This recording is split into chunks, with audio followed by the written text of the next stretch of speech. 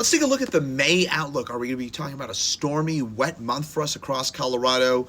The official outlook calls for a drier and warmer look to May.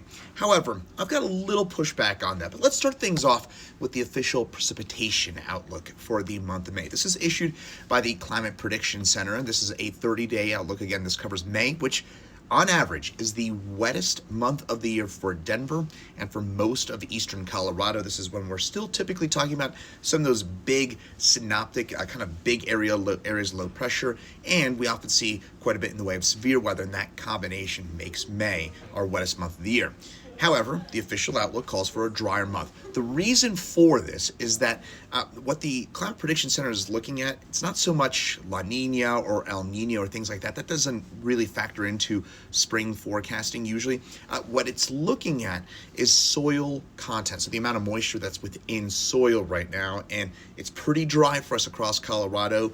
And you may have heard this term before, rain begets more rain. So when you get rain, that creates moisture at the surface, right? So if you get a lot of water, that creates evaporative potential for you, right, to create more rainfall. And so when we've got some of those wetter soils, that often can help lead to that. Now, we've got very dry soil, especially across southern Colorado. That's the main reason why the CPC right now going with the drier outlook. And in terms of temperatures, that also tends to lead into a warmer look to the month of May for us as well. So the overall look is that it's going to be a dry, warm month of May for us across Colorado. A little bit of pushback from my end, though, and it's mostly based on a short-term outlook.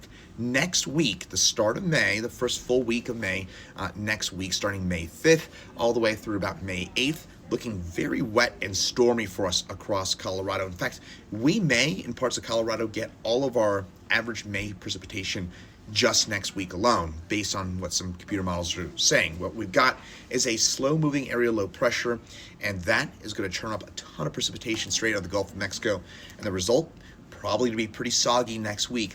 My personal suspicion, is we actually end up with a pretty soggy month of May for us. So certainly keeping an eye on that, and hopefully that's the case, because that tends to put a little bit of a kibosh on fire season as well. So hopefully, knock on wood, we get a soggy May.